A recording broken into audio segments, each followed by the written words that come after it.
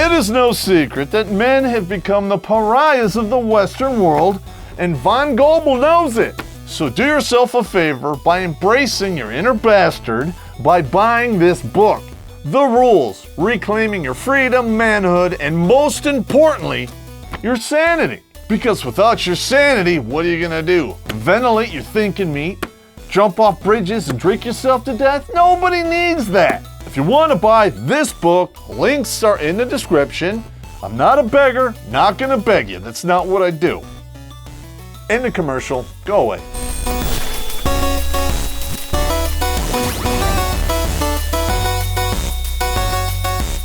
What's up, you fridge raiding fornicators? Terrence Popp here, Redonkulous.com. Bad Popp showed up today because I have bad news for you, you suckling sycophants out there. I'm busting out your tricks, and I'm not talking about how you earn your money on the weekends. Winning? No. There are two kinds of people out there. No matter what you do, you're gonna run into them sooner or later. And they are takers and fakers. We all know people like this. In fact, it's one of the main reasons we all become assholes. Well, maybe not assholes, but if you are what you eat, well, that makes me a pussy, Screen 5. But, as we all know, no good deed goes unpunished. If you have been kind at any point in your life, odds are you have come across a taker. These narcissistic sociopaths feel entitled to your time, money, and food. They have no shame. And that is where I draw the line. Good Popp, bad Popp, and evil Popp do not share food. It's not like I married someone like this or anything. Allegedly, Space Ghost. And now it's gone, and I hate everything. I will help you ladies and germs out there identify these takers so you can cut them out of your lives. Am I or am I not a nice guy, huh? Get out of here. No, seriously, I am, but only if you deserve it. That's lesson number 1 on how to deal with a taker, and that one's free. So for the rest, please pour yourself a menagerie and be prepared to keep up with me.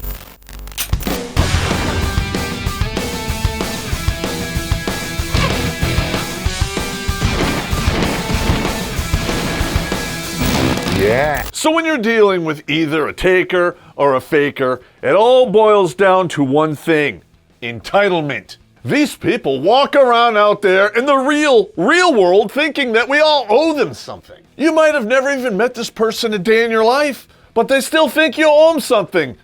Black Lives Matter. And you know what that means? They were probably raised by a single vaginal turd dispenser. Not to be confused with the provider of the baby batter. Just saying, Space Ghost. As a result of this attitude, thank you. It's not in their vocabulary. Because you owe them your time, your money, and your food. There's no gratitude, right? The millennials and Zoomers, well, they told me everything should be free and no one has to pay for that, right? Right? Wrong! And here's some food for thought. All of this starts with one simple favor. From then on, it's mysteriously on the menu. Compliments of the house. But here's the silver lining. You will usually only see one of these mother fornicators when they need something from you. That time in between when you have peace, quiet, and some tranquility. Enjoy that shit. These rat bastards, they're like herpes. They're always in the background, and every once in a while they show up and wreak havoc. And it's always at the most inconvenient time, like, I don't know, a wedding, a funeral. God, can you imagine? You're at a funeral for one of your uncles. You kneel down by the casket to say your final goodbye, and then this happens. Can I borrow 10 grand, bro? Get the hell out of here! How dare you? I'm at a funeral! Oh, he's not gonna care. Okay, we're exaggerating. But, you know, shit like this does happen. And you wanna know why? These are people who never put in any effort whatsoever. I'd work all night if it meant nothing got done. And the reason they don't put any effort is they expect someone else to do it for them. And the first time you do that favor for them, you just became that person. And make no mistake, you and other idiots just like you who did this guy favors, you helped create this monster. Son of a bitch. It's not 100% your fault. These people are masters at manipulation. And if you haven't seen that episode and YouTube hasn't taken it down, links in the description. But I won't understand how it gets to this next point without, I don't know, knee pads and throat massages, if you know what I mean. They actually think that your money is their money. How did we get here? What is this flowchart of insanity? They will borrow money from you, and they have no intention of ever paying it back. Maybe you could come by at halftime and shoot me in the head. If you have ever loaned a succubus money, it was a gift, you just don't know it yet. And that's why if you're loaning money to a penis sheath, you take your payments up front, if you know what I mean. Now I know you think I'm a pig, but that just makes me the primary inseminator guy. Screen 5. You know, it's not every day you get to see a presidential election get stolen right from under your nose. And it's not every day you get to read a 7-year-old book that called it. If you want to enjoy the decline and accept the death of the United States, links are in the description. Or not. I'm not gonna beg you. You probably have OrnPay links up in the same window. Go away.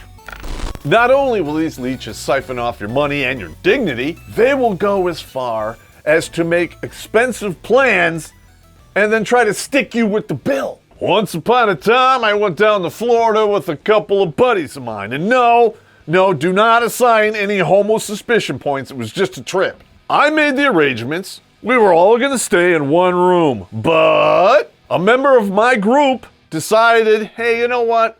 It's just too crowded in here. I'm gonna get my own room. And then we go to pay after the trip, and he tries to stick it on me. I paid for that room. You wanted that other room, you pay for it, bozo. And ladies, you know you're guilty of this. You do it all the time. It's frustrating. You invite your bohos who are orbiting in the friend zone out to lunch, and then you expect them to pay for it. You extended the invitation, which means you should be expected to pay. You're choking on something. Oh, that's right. It's equality. Wah! And it's probably not all you're going to be choking on, especially if I have to pay. Screen 5. And it doesn't just stop there. They expect money and gifts. But they will never give you a gift in return. It doesn't matter if it's Christmas or your birthday. It's just not going to happen. And not only that, they will show up to family functions like barbecues and parties and stuff and bring nothing. It's just a common courtesy. You get invited to a barbecue, you show up with a 2-liter of soda and chips at a minimum. Now, if you're wired tight, you'll show up and maybe you'll bring some meat. I don't know, potato salad or deviled eggs. Ooh. These parasites will show up to a wedding. No gift, no card, and then they put an anchor down right by the open bar and stay there all night. $50 a plate per person, and they can't even bring a Home Depot gift card. African American gentlemen, please. And here's a thought. You can spot these people at a large formal event real easy. They're the ones that show up in black jeans and a black t-shirt. Yeah, because that's formal. These guys couldn't even bother to bring a gift. Do you really think they're going to dress up for you? Hell no. But that rationale really only applies to dudes. Women? It's a 180-degree reversal. These are the women who come to your wedding not wearing any underwear and a very snug dress, and they slip on the dance floor, and everyone gets to see the goodies. And if these people have kids, holy shit, everything gets dialed up to 11. They will show up with kids to a wedding where kids are not supposed to be and just turn them loose. It's like the running of the bulls in Spain. And they just go about their business because they think there's 200 people there to babysit.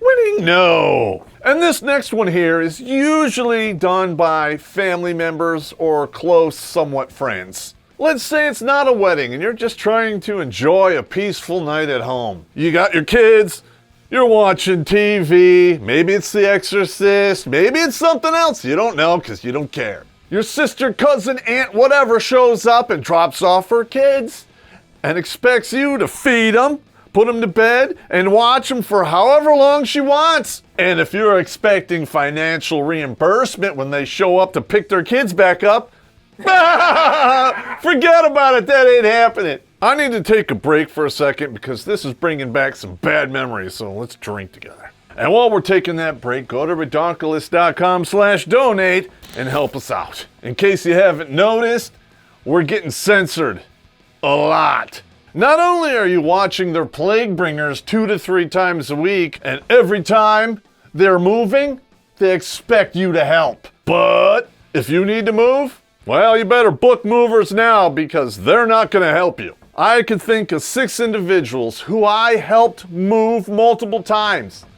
When it was my turn, symphony of crickets. They all of a sudden, they're busy, they got a hernia, their back hurts, or they don't even answer their phone. And yes, you don't have to ask. Every single one of those dudes is now on the Beat on Sight list. Now, I'm not saying they deserve a JFK haircut, but if they were to have an argument with physics by being thrown down some stairs, I'd be cool with that. Welcome back to this week's installment of They Should Be Dead, brought to you by Frank Servy's novel, Burning the Midnight, available in paperback and ebook on Amazon.com. Fatality. This has been your weekly dose of They Should Be Dead. Burning the Midnight is on sale right now. Links are in the description. And one step next to that, if they fall on hard times, they'll have a place to stay. In your house! You didn't agree to this? No one even talked to you about it. They just show up one day with a sob story, a sleeping bag, and a pillow. Phil, can I stay here on your couch a couple of days? Gladys, she's seeing another guy. Yes, she still works at Peepers, but she loves me. Shut up! And you all know what's gonna happen next, right? Let's drink cheers. That few days turns into a couple weeks, then a couple months, and then before you know it, he's getting mail there and you're building him a room. But if you expect him to pitch in to help out around the house with anything, forget about it. They're not gonna vacuum, dust, do dishes, or mow the lawn. They're not doing jack and shit. Well, if it's a chick, she might do jack, but not shit, Screen 5. And while they're staying there, they will raid your refrigerator with abandon with no hesitation whatsoever. But that's just par for the course, because they always did that every time they came over anyway. Sometimes you don't even invite them over. You're watching TV, the door opens, somebody walks behind you right to the fridge, takes out a beer, and sits down next to you like, hey man, that beer was $2. Get out of here, you time-traveling hobgoblin. Not only will they eat your food and drink your beer, but they're not gonna cook nothing. They won't even make you a box of macaroni and cheese. That's the easiest stuff to make because college kids do it all the time, in the dark and with a hangover. Even when he orders takeout for himself, he's not including you and the rest of your family. But they'll still expect you to provide food even after you come back from a 12-hour workday. You come back from working a double. No, check that. A triple. You are dog tired. You sit down and all you want to do is sleep. He sits down next to you, looks at you and goes, hey man, what's for dinner? Knuckle sandwich. You want to eat, you're either cooking it or you're ordering takeout. The freeloader, he ain't doing shit. You think that is as bad as it gets? You just wait. Say you've known this individual your whole life. You've always helped them out no matter what. But let's just say you fall on hard times. You wind up in the hospital. And they just evaporate into nothing. You don't exist anymore until they need you. I'm just asking for a friend here, but what in the fuck is that? And if you die, they're not gonna miss you. They're gonna miss the stuff that you did for them. And why? These people just flounder through life and make mistake after mistake.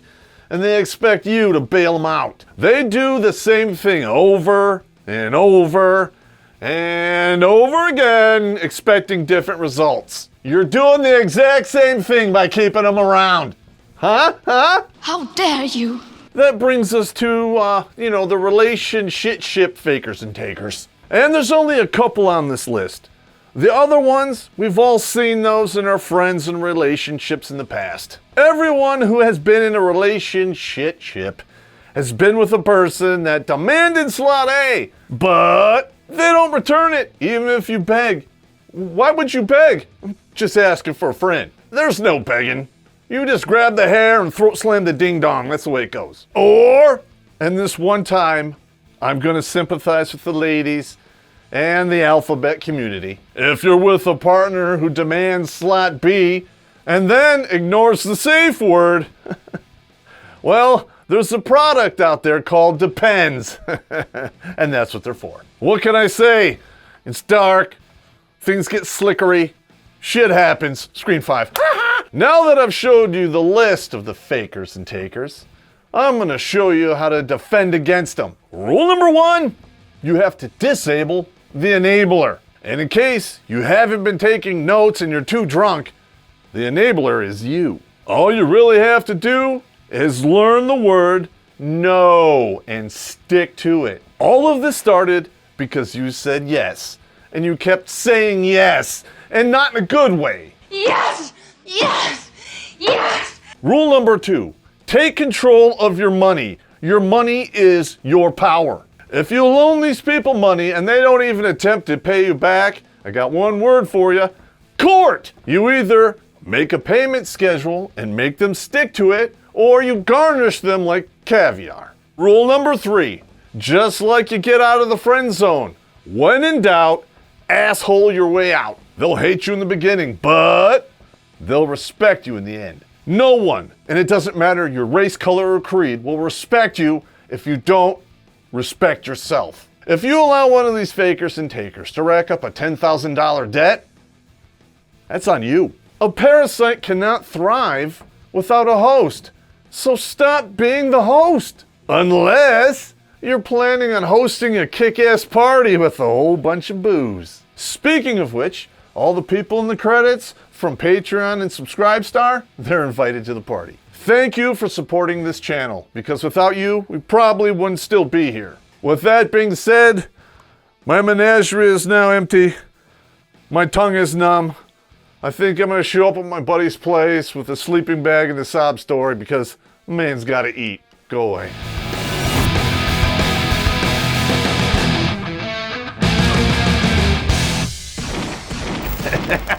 They act like they're your friend.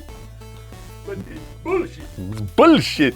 No, I'm serious. Like, I remember this one guy, I'm not gonna say his name, but I helped that fucker move like 4 times. Oh, really? 4 fucking times. Once into a house and then 3 apartments. Well, 3 apartments first and then to his final house. Yeah. I asked him to help me and I told him like 6-8 weeks in advance, oh, I can't